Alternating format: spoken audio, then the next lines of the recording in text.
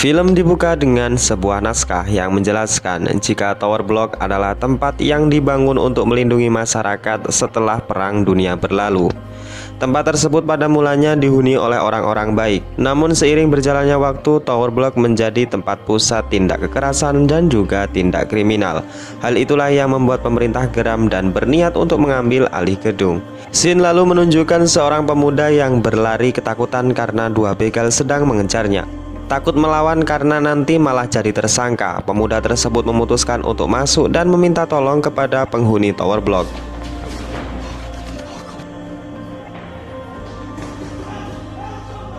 Alih-alih mendapatkan bantuan, para penghuni kamar justru mematikan lampu dan menutup rapat-rapat pintu mereka. Pemuda tersebut terkepung dan dipukuli kepalanya. Suara teriakan membuat seorang penghuni kamar yang bernama Maggie ikut prihatin dan mencoba untuk menolong. Namun namanya juga wanita, ia jelas tak mampu menandingi kekuatan dua laki-laki yang sedang dihadapinya.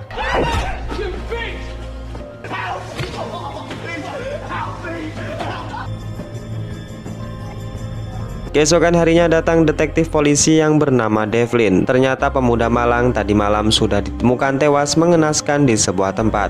Kedatangan Devlin jelas akan mengusut siapa pelaku pembunuhan tersebut, yang diduga kuat adalah seorang pengedar narkoboy. Maggie yang sempat melawan pun tidak bisa memberikan keterangan banyak lantaran mereka menggunakan topeng. Karena tak ada satupun penghuni Tower Block yang mampu memberikan saksi atas pembunuhan kemarin, Devlin pun bergegas pergi. Di sana nampak raut kekesalannya lantaran mendapatkan sambutan yang kurang baik dari penghuni Tower Block. Bahkan yang menjengkelkan adalah seolah-olah kekerasan dan kematian dalam ranah tersebut sudah dianggap wajar dan tidak ada satupun yang peduli. Sudah 3 bulan berlalu, namun kasus pembunuhan tersebut menuai jalan buntu. Polisi memerintahkan untuk mengusir penghuni Tower Block karena dirasa tempat tersebut adalah sarang penjahat. Namun para penghuninya masih ngotot dan bersikeras tak mau pergi, sehingga kasus pembunuhan tersebut dianggap telah selesai. Scene lalu menunjukkan seorang penghuni Tower Block yang bernama Becky dan kekasihnya yang bernama Andre. Entah apa yang kemudian terjadi, tiba-tiba wifi di gedung tersebut mati dan membuat mereka seketika risau. Apalagi penghuni kamar lain yang kerjaannya hanya main game. Becky dan kekasihnya kemudian duduk dan menikmati segelas teh hangat sambil bercanda tawa. Namun hal yang mengejutkan pun kemudian terjadi.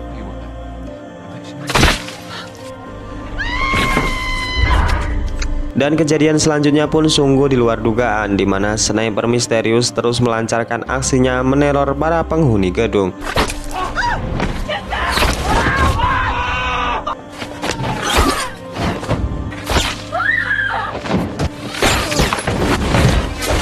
Penghuni yang masih hidup kemudian saling membantu dan mengamankan diri di lorong gedung.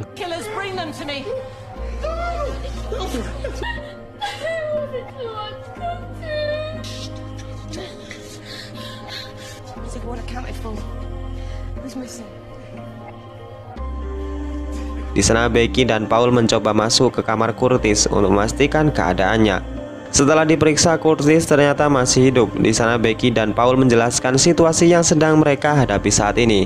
Namun Curtis yang terkaget malah curiga jika Becky telah berbohong. Ia tidak percaya sebelum benar-benar melihat kejadian tersebut dengan mata kepalanya sendiri. Hampir saja nyawa Curtis melayang, dan disinilah baru ia percaya jika apa yang dikatakan Becky dan Paul memanglah benar. Curtis kemudian ikut bergabung dengan para penghuni lainnya di lorong gedung. Selain listrik yang telah padam, jaringan internet dan telepon seluler sudah mati di area gedung ini, sehingga mereka tidak bisa melakukan apa-apa. Denny sebagai pemain game sangat paham jika permainan ini adalah rencana dari seorang sniper mematikan. Bukan hanya itu, diduga kuat jika si sniper sedang berada di gedung sebelah dan mengincar setiap pergerakan mereka. Karena tak mau hanya berdiam diri, seorang penghuni mencoba memperbaiki lift yang tentunya tidak bisa digunakan lantaran listrik padam. Setelah diotak-atik, akhirnya lift tersebut berhasil dibuka. Namun tak lama kemudian, usut punya usut, si sniper tersebut telah dulu memasang jebakan di beberapa tempat, di mana pria malang yang terkena jebakan tersebut langsung tewas di tempat. Karena tak ada pilihan lain, akhirnya mereka semua berniat menuruni lift melalui sebuah tangga. Tujuannya agar mereka dapat keluar dari pintu belakang untuk kemudian meminta bantuan kepada pihak berwajib. Namun saat sudah di lantai bawah, pintu yang akan digunakan untuk keluar telah ditutupi oleh benda yang entah itu apa. Dan merasa jika ini sia-sia, akhirnya mereka pun kembali ke lantai atas. Seorang penghuni yang sudah frustasi mengatakan jika ia ingin mati saja, apalah gunanya hidup jika anak dan suaminya sudah terbunuh. Sehingga Jenny pun berlari ke kamarnya dan langsung tertembak di bagian dadanya. Tak terasa waktu pun menunjukkan malam. Di sana para penghuni semakin kebingungan dengan apa yang telah terjadi saat ini. Jangankan untuk rebahan sambil nonton TikTok, untuk sekedar boker dan buang air kecil pun mereka tidak bisa ke toilet. Masih menjadi pertanyaan tentang maksud dan tujuan si sniper tersebut, kenapa bisa setega ini menembaki orang-orang secara random dan acak. Namun jika diamati, mungkin saja si sniper ini adalah anggota keluarga si pria malang yang sudah tewas di awal film tadi. Untuk tujuannya sendiri sudah jelas, di mana hal ini adalah pelampiasan sakit hati, atau singkatnya balas dendam kepada seluruh penghuni yang tidak mau memberikan kesaksiannya kepada polisi. Curtis selalu mendapatkan sebuah ide di mana mereka harus menyerahkan orang-orang yang sudah membunuh pria malang agar nantinya si sniper tidak membunuh mereka. Sebuah petunjuk kemudian muncul di mana di depan pintu Gary dan Mark sebuah poster besar tertempel di sana. Curtis memaksa dua orang pengedar tersebut mengakui kesalahannya sehingga si sniper tidak akan membunuh mereka yang tidak bersalah. Di luar kamar sendiri, Becky dan Danny mendengarkan suara obrolan dari Gary dan Mark. Dan disinilah mereka kemudian tahu jika sumber kekacauan ini adalah Gary dan Mark itu sendiri. Curtis yang sudah muak kemudian menyeret Gary dan Mark untuk melihat jendela agar si sniper tersebut dapat membunuhnya.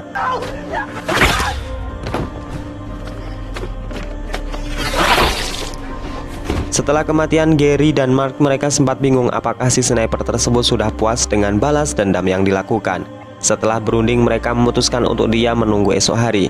Namun Carol yang sudah muak kemudian memutuskan untuk pergi dari apartemen ini. Danny yang juga tak mau ditinggal ibunya kemudian mengikutinya dari belakang. Sejauh ini kondisi di luar masih baik-baik saja. Danny pun memberikan kabar baik kepada penghuni lain menggunakan alat komunikasi kabel. Namun tak lama kemudian,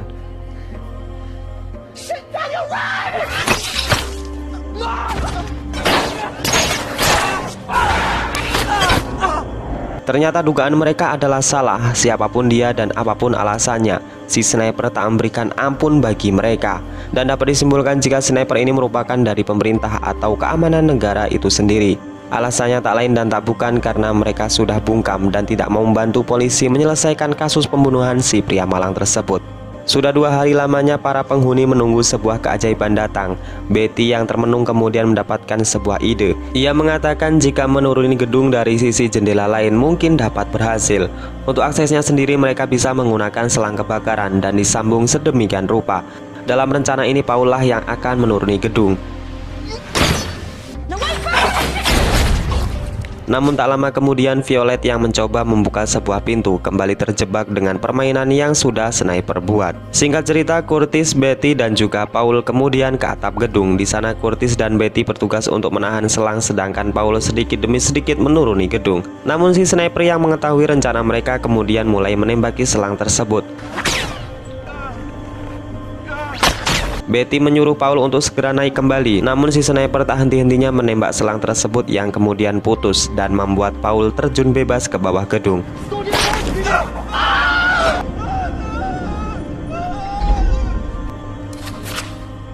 Singkat cerita, penghuni tinggal sisa 3 orang lagi, yaitu Curtis, Betty, dan juga James. Mereka kemudian berencana akan membakar sisi gedung yang paling atas. Tujuannya tak lain dan tak bukan adalah membuat heboh orang-orang, sehingga harapannya mereka akan diselamatkan oleh pemadam kebakaran.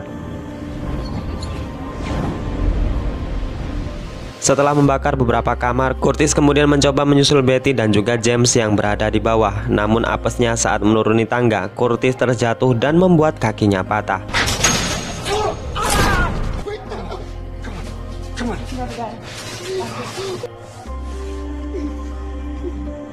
Di luar sendiri, seorang pengusaha properti yang bernama Kevin dan asistennya yaitu Eddie melihat kepulan asap dari atas gedung. Namun bodohnya lagi adalah Kevin dan Eddie malah keluar mobil untuk melihat kondisi orang-orang yang berada di dalam.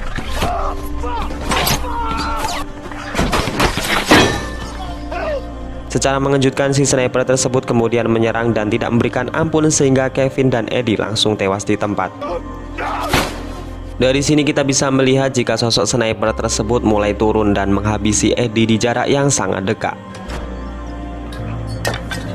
Tak hanya itu, ia pun mulai masuk ke dalam gedung dan melemparkan granat asap. Di sana Betty langsung panik dan bersembunyi ke atap plafon. Melihat ada kesempatan, Betty kemudian keluar melalui jendela dan mengambil pistol paku yang berada di truk milik Kevin. Dan dengan kerjasama tim yang kompak, akhirnya mereka dapat mengalahkan si sniper misterius dan membuka identitasnya.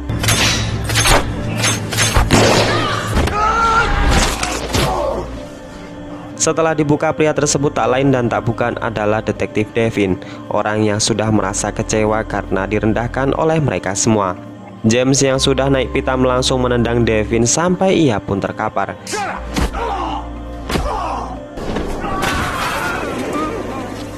Terjadilah duel sengit antara Devin dan juga 3 orang ini. Mereka saling pukul dan tendang sampai di mana Betty berhasil menembak pistol paku ke kepala Devin sampai ia pun tewas.